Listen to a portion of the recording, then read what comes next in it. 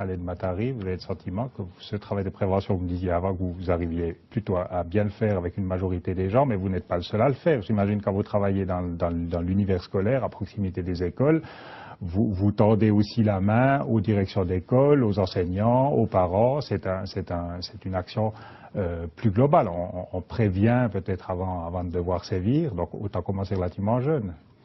Certainement, on coopère avec tous nos partenaires, y compris, comme vous avez dit maintenant, les écoles. Et puis, je peux dire lors de nos rencontres maintenant récemment avec les concierges, parce qu'on les rencontre régulièrement, ainsi que les directeurs, ils ont aussi confirmé cela, qu'il y a une assez grande diminution des actes de vandalisme autour des écoles et dans les écoles même. Est-ce que vous avez le sentiment que la ville de Bienne est un cas particulier? On stigmatise parfois la ville de Bienne. On ne va pas forcément développer longtemps la problématique de ces fameux incendies qui ne sont toujours pas résolus, mais c'est clair que ça donne une certaine image de la ville aussi à l'extérieur, dans le reste du pays. D'autres faits ont parfois mis en lumière la ville de Bienne de manière négative. Est-ce que c'est une espèce d'a priori ou bien, en gros, Jean-Claude Facio, est-ce qu'il est plus difficile d'exercer dans le domaine immobilier à Bienne à cause d'une certaine image ou bien globalement vous avez l'impression que c'est les problèmes que rencontre une ville de cette taille? De manière générale, on peut dire qu'aujourd'hui, toutes les grandes villes suisses sont confrontées à ce problème. Serait-ce que notre prochaine grande ville voisine, qui est Berne, où on voit aussi beaucoup de dégradation. Peut-être que Bienne est à quelque part un peu à l'avance par rapport aux autres grandes villes, puisqu'elle était confrontée un peu plus rapidement à cela.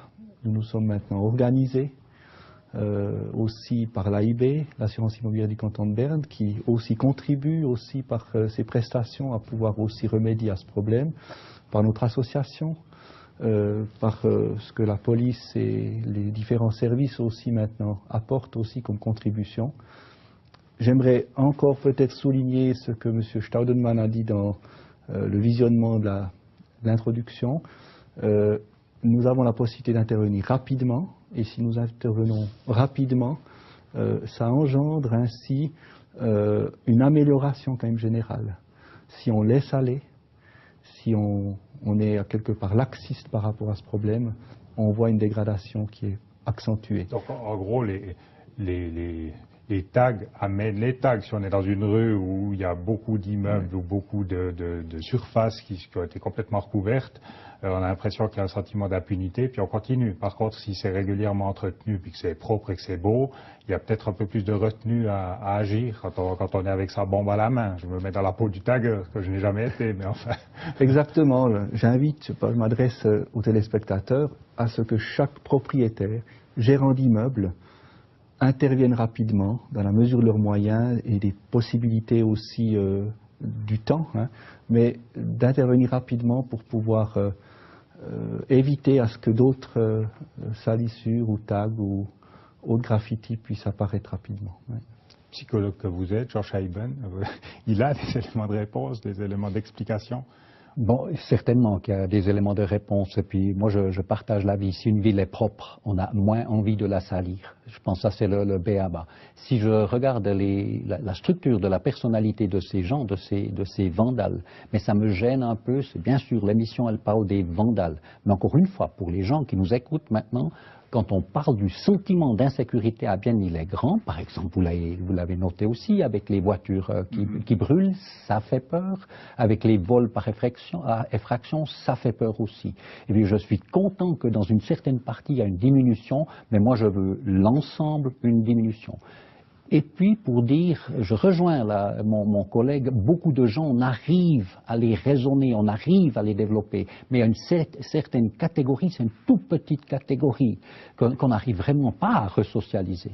Et parfois, pour revenir à la question de base, c'est très difficile, c'est un peu du n'importe quoi, de rechercher la cause. Ils font ça par imbécilité, ou bien parfois aussi pour montrer qu'ils sont courageux. par rapport aux collègues. De défis. Et ce qui est frappant, je ne sais pas si vous partagez l'opinion, avec mes 40 ans de service, moi, ce que je constate, là, il y a une grande différence, c'est qu'ils sont parfois très jeunes. Ça nous arrive de trouver des gens qui, la nuit donc, 9, 10, 11 ans, et qui font déjà des dégâts, allumer une poubelle ou quelque chose. Là, il y a vraiment un nivellement vers le bas, que je dirais, pas seulement intellectuel. Ça doit vous interpeller aussi si vous vous retrouvez tout d'un coup face à effectivement des très jeunes, carrément des enfants qui comme vient de le dire M. Scheiben, qui tentent de mettre le feu à une poubelle, qui s'en prennent à une balançoire ou un toboggan sur une place publique ou un banc, un truc comme ça. À ce jour, on n'a pas vraiment rencontré quelqu'un qui est en plein acte. Mais à mon avis, que ça ne doit pas être vraiment relié vraiment aux jeunes garçons, parce que il y a des adultes aussi qui le font.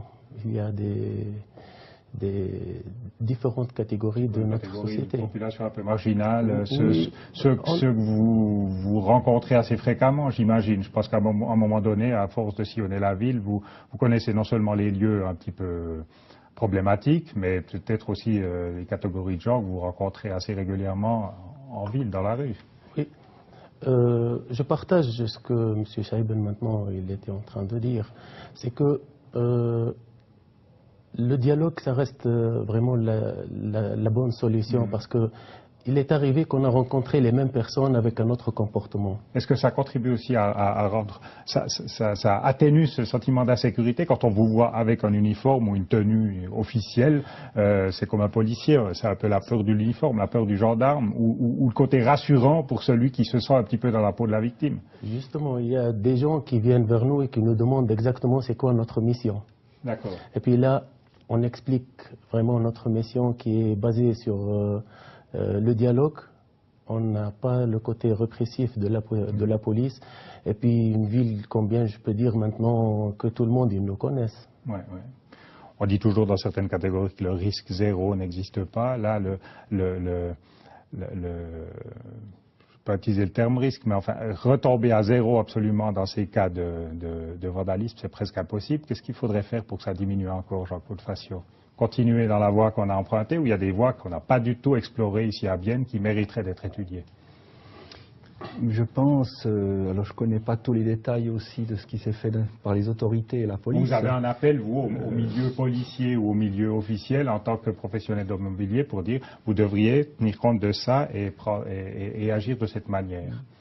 Alors, peut-être l'appel, c'est, avons-nous la possibilité ou les moyens, parce que c'est souvent un problème aussi de moyens financiers, de peut-être mettre un peu plus aussi nos efforts et le personnel à ce problème au niveau du vandalisme dans les enquêtes que l'on fait, parce qu'il y a ce gros problème aussi des voitures, et peut-être un petit peu diminuer peut-être les amendes d'ordre pour augmenter peut-être les moyens au niveau du personnel pour garder et conserver une atmosphère de paix où on se sent bien. Ouais. Jean Scheiben, je vous ai vu réagir, évidemment. On dit toujours mettez moins d'amendes d'ordre et agissez plus avec les délinquants. C'est une question connue. Tout à fait. Oui, c'est une question de proportionnalité, dans le fond. Bien sûr, puis je dis merci, c'est sympa. Finalement, tout le monde a ses conditions générales. Je reviens toujours à l'état de droit. Aujourd'hui, les actes de vandalisme sont plus ou moins punis. C'est vrai qu'au niveau de la LCR, on y va très fort. Mais là, je pense qu'il ne faut pas critiquer. C'était pas une critique, donc je l'ai pas entendu comme ça. Par exemple, la justice. La justice n'est pas tout à fait libre non plus. Ils ont aussi leurs conditions générales. Il faut évaluer qu'est-ce que ça vaut quoi un dépassement de vitesse par rapport à un tag. C'est ces choses-là qui se font sur l'objectivité. Mais moi, ce que je prétends, oui, nous sommes sur la bonne voie, ce qui serait faux à mon avis. Si je ne l'ai pas entendu de votre part, si vous voulez tout résoudre par la communication, ou moi, le méchant chef de la police, veut tout résoudre par la prévention. C'est un peu inintelligent, pour ne pas dire bête. Il faut les deux dimensions. Et chacun réagit différemment. Certaines personnes réagissent avec le dialogue, certaines personnes réagissent avec la répression. Chacun est différent. L'essentiel, c'est de continuer dans ce sens. Et puis vous avez parlé encore de quelque chose, ça me tient à cœur. On arrive Oui, au bout. très bien. Je vous dirais, ce qui me gêne dans tout ça, c'est parfois cette mauvaise image qu'on veut donner de la ville de Bienne. À mon avis, elle est fausse. Elle est fausse parce que si chacun pense que nous habitons dans un ghetto, bien sûr qu'on va y parvenir. Cette ville est belle, mais ce qui s'est passé, on s'est adapté dans le sens négatif aux chiffres qui sont à l'étranger également. C'est plus, je ne parle pas seulement pour Bienne, c'est plus la petite Suisse tranquille. Ok. Très bien, alors ça sera le mot de la fin, effectivement. Puis on a aussi compris qu'il fallait manier à la fois la carotte et le bâton pour arriver à ces fins. Mesdames et messieurs, nous arrivons donc au terme de ce débat. Je remercie les trois participants, Jean-Claude Facio, Khaled Matari et Jean Scheiben, d'avoir apporté votre contribution dans le dialogue et la collaboration. Je pense qu'on est déjà sur la bonne voie. Et à vous, chers téléspectateurs, je vous souhaite une excellente fin de journée. Au revoir et à un prochain débat.